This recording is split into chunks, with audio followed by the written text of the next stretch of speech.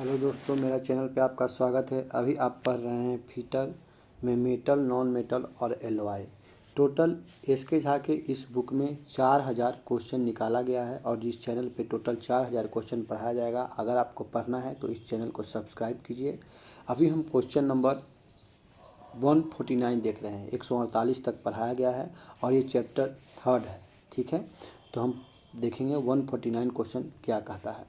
149 question जब screen पर आता है तो आप देख सकते हैं इस तरह से।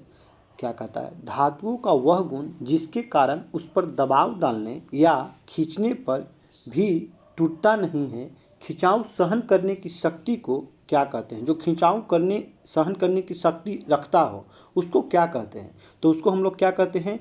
टेनासिटी कहते हैं। क्या कहते हैं? टेनासिटी कहते हैं। टूटता नहीं हो खींचने के बाद भी। तो 149 का क्या होगा आंसर? सी होगा। 149 का क्या होगा? सी होगा। अब आइए क्वेश्चन नंबर 150। 150 क्या कहता है?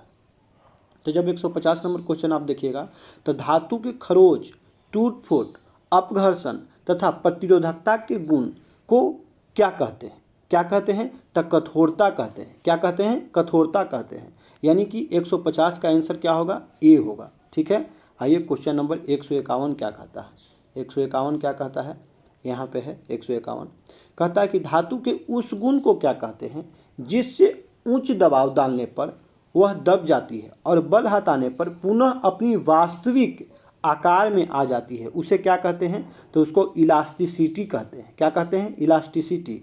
ठीक है, देखिए आरआरबी लोको पायलट 2014 में क्वेश्चन आई थी। ठीक है, तो 151 का क्या होगा आंसर? बी होगा। 151 का बी। देखिए ये जो बुक है इस पूरे बुक का डिस्कशन मेरे चैनल पर कराया जाएगा, इसलिए अगर आप करना चाहते हैं तो मेरे चैनल को सब्सक्राइब कर लीजिए और फुल बुक पढ़ाया जाएगा। अगर आपको पीडीएफ चाहिए तो पीडीएफ के लिए भी कॉन्टैक्ट कीजिए। चलिए क्वेश्चन नंबर आते हैं 152। 152 क्या कहता है? यहाँ है 152 नंबर। धातु का गुणधर्म यानी प्रॉपर्टी जो इस शीट में परिवर्तन करने के योग बनाता है वो क्या होता है जिसको हम शीट में बदल सकते हैं? तो आघात वर्धनीयता जो होता है उस गुण के कारण हम किसी भी चीज़ को क्या कर सकते हैं? शीट में बदल सकते हैं। क्या कर सकते हैं? शीट में बदल सकते हैं। किसके कारण? तो आघात वर्धनीयता के कारण। याद रखिएगा ये मेटल का प्रॉपर्टी होता है। तो 152 का क्या होगा? 152 का बी होगा। 152 का क्या होगा? बी होगा। अब हम क्वेश्चन नंबर 153 की तरफ चलेंगे। 153 क्या कहते हैं? उससे पहले कुछ इसका डिटेल है जो हम पढ़ेंगे। जैसे देखिए कहता है आघात वर्धनीयता धातु का वह गुणधर्म है जो इस शीट में परिवर्तन करने के योग बनाता है। धातुओं का वह गुण जिससे खींचकर तारों में परिवर्तित किया जा सकता है तन्यता कहलाता है। आवर्त सारणी में लगभग 118 में से 91 तत्व धातु है। टोटल 118 तत्व है, उसमें से 91 तत्व क्या है? तो धातु है। ठीक है, अब हम आगे क्या पढ़ेंगे? Next question number 153 number question क्या कहता है उसको हम लोग को देखना है। तो आइए यहाँ से 153 नंबर क्वेश्चन आपके स्क्रीन पर देखिए दिख रहा होगा। तो देखिए क्या कहता है। कहता है 153 नंबर क्वेश्चन यहाँ से कि वह धातु ब्रिटल है जो हथौड़ा मारने पर टूट जाती है। ब्रिटल क्या है? ब्रिटल है जो हथौड़ा मारने पर क्या हो? टूट जाती हो। यानी कि 153 का आंसर क्या होगा? 153 का आंसर डी होगा। ठीक है, अब हम लोग चलेंगे क्वेश्चन नंबर 154 की ओर। 154 की ओर खास करके वैसे स्टूडेंट जो एएलपी टेक्नीशियन की तैयारी कर रहे हैं और भविष्य में जो ग्रुप डी भरेंगे और ग्रुप डी के लिए जो आईटीआई का डिमांड हुआ है उसके लिए ये सब बहुत इम्पोर्टेंट होगा। तो वो लोग चैनल पर जुड़े रहें ताकि उन लोग का काम करेगा। अब देखिए कहता है यहाँ कांस्य धातु का मिश्रण क्या है?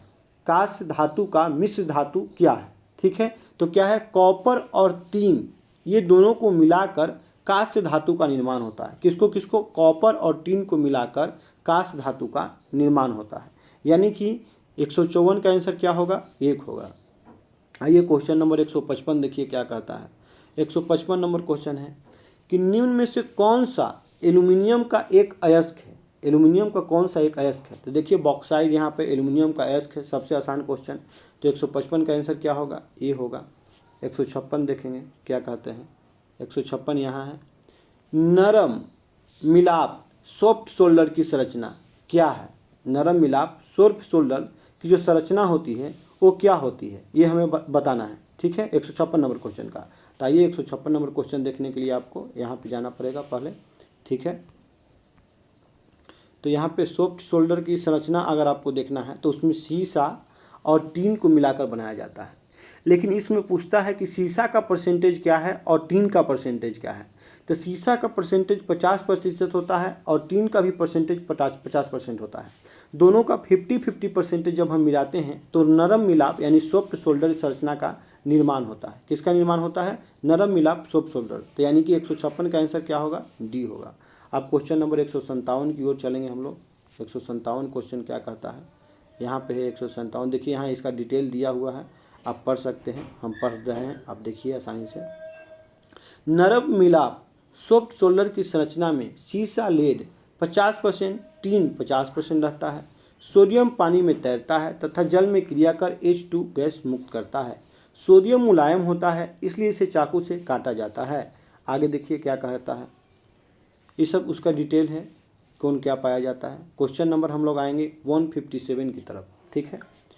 जब कॉपर, निकेल, क्रोमियम और मोलिबेडियम जैसे तत्व को पिघले हुए ढलवा लोहे में मिलाया जाता है तो यह किसका उत्पादन करता है? ठीक है, मोलिब्डेनम जो तत्व है ये सब को मिलाया जाता है तो ये किस तत्व का निर्माण करता है, उत्पादन करता है, ये हमें बताना है। तो ये मिश्र धातु ढलवा लोहा का जो है निर्माण करता है। अगर आपको मिश्र धातु ढलवा लोहा निर्माण करना हो तो आपको कॉपर मिलाना पड़ेगा, निकेल मिलाना पड़ेगा, क्रोमियम मिलाना पड़ेगा, मेलिडेन मिलाना पड़ेगा। ये सब सारे तत्व मिला के ढलवा लोहा का आप निर्माण कर सकते हैं। यानी कि 157 का आंसर क्या होगा? तो डी होगा, ठीक है। आइए इसका देखते हैं 158 नंबर क्या कहता है। 157 को थोड़ा पढ़ लेते हैं कि जब कॉपर, निकेल, क्रोमियम और मोलिब्डेनम जैसे तत्व को पिघले हुए ढलवा लोहे में मिलाया जाता है तो यह मिश्र धातु लोहा उत्पादन करता है। पिटवा लोहा लोहे का शुद्धतम रूप है। देखिए सबसे शुद्ध रूप जो लोहा का होता है वो कौन सा होता है? अगर आपको पढ़ना है तो पिटवा लोहा होता है, ठीक है। पिटवा लोहा में कार्बन की जो प्रतिशतता होती है वो 0.12 से 0.25 तक होती है, ठीक है। नीचे आइएगा तो कहता है कि मैग्नेटाइट यह सबसे उत्तम कोटि का अयस्क है। अयस्क पूछेगा कि अयस्क में सबसे उत्तम कौन है? तो यह है मैग्नेटाइट। अच्छा, लिमोनाइट इसका रंग पीला और भूरा होता है, ठीक है। पिग आयरन सभी बेडों के लिए बुनियादी कच्चा माल है और ब्लास्ट फर्नेस में उत्पादित होता है। ब्लास्ट फर्नेस में किसका उत्पादन किया जाता है? तो पिग आयरन का। ये डिटेल था उसका आयरन का बारे में। अब क्वेश्चन नंबर 158 पढ़ेंगे, क्या कह रहा है? कहता है कि निम्नलिखित में से कौन सा तत्व जर्मन सिल्वर में उपस्थित नहीं होता है? जर्मन सिल्वर में उपस्थित नहीं होता है। तो आपको याद रखना है कि एल्युमिनियम जो होता है वो जर्मन सिल्वर में उपस्थित नहीं होता है, ठीक है। तो 158 का आंसर क्या होगा? तो 158 का आंसर होगा बी, ठीक है। अब क्वेश्चन नंबर 159 की तरफ हम लोग चलेंगे। 159 क्या कहता है? 159 है कि निम्नलिखित में से किस धातु का गलनांक न्यूनतम होता है? अब देखिए यहाँ पे पूछता है कि गलनांक न्यूनतम होता है, कौन धातु है? तो टीन जो है इसका गलनांक न्यूनतम होता है, ठीक है। तो 159 का आंसर क्या होगा? डी होगा, ठीक है। आगे चलिए, गलनांक किसका निम्न होता है? तो टीन का। अब आगे चलिए क्वेश्चन नंबर 160 की तरफ हम लोग चलेंगे। 159 के बाद यहाँ देखिए 160 आ गया स्क्रीन पे। कहता है जंगरोधी इस्पात का निर्माण निम्नलिखित में से किस धातु का मिलाकर किया जाता है? अगर आपको जंगरोधी इस्पात बनाना हो तो निकेल का अगर यूज आप ज़्यादा करते हैं तो आपको जंगरोधी इस्पात यानी ऐसा इस्पात मिलेगा जिसमें जंग नहीं लगेगा, ठीक है। तो 160 का आंसर क्या होगा? सी होगा। 161 आइए क्या कहता है? 161 क्या कहता है? यहाँ पे देखिए, आम तौर पर सुरक्षा फ्यूज लगाने के लिए प्रयोग होने वाला तार किस पदार्थ का बना होता है जो हम लोग सुरक्षा फ्यूज में करते हैं? तो यहाँ देखिए टीन और सीसा का एक मिश्र धातु होता है। टीन और सीसा का एक मिश्र धातु होता है। तो 161 का क्या होगा? डी होगा। 62 है, 62 है, ये क्या कहता है? 62 है। पेटालेंटाइट डॉट एक अयस्क खनिज है। किसका अयस्क खनिज है? तो ये जो निकेल है, निकेल का खनिज है। कौन? पेटालेंटाइट किसका है? निकेल का अयस्क खनिज के ओर है। यानी 162 का आंसर क्या होगा? बी होगा। आइए 163 नंबर क्वेश्चन देखेंगे, क्या कहता है? 163 नंबर यहाँ से देखिएगा, स्क्रीन पे आपके आ जाएगा और आप आसानी से देख पाएंगे। कहता है निम्नलिखित धातु युग्मों में से किस एक में क्रमशः सबसे हल्की धातु का सबसे भारी धातु है। अब देखिए क्या कहती है, सबसे हल्की धातु तथा सबसे भारी धातु है। इसमें कौन सा ऐसा है जिसमें सबसे पहले हल्की धातु है उसके बाद सबसे भारी धातु है। तो देखिए लिथियम सबसे हल्की धातु होता है, ऑस्मिशियम सबसे भारी धातु होता है। लिथियम सबसे हल्की धातु होता है और ऑस्मिशियम क्या होता है, सबसे भारी धातु होता है। तो आंसर क्या होता है, 163 का आंसर क्या होगा, बी होगा। ठीक है, अब आइए क्वेश्चन नंबर 100 कितना आना है आपको, 64। ठीक है, बाजार में कितने वाले सामान 18 कैरेट सोने होते हैं, 18 कैरेट सोने होते हैं। ठीक है, तो यहाँ पे देखिए 18 भाग सोने का तथा 6 भाग अन्य धातुओं के होते हैं, उसे 18 कैरेट सोना माना जाता है। क्यों, 18 भाग सोने का तथा 6 भाग अन्य धातु का होते हैं, यानी 164 का क्या होगा, सी होगा।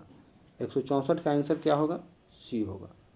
ठीक है, आइए क्वेश्चन नंबर 165 यहाँ पे है।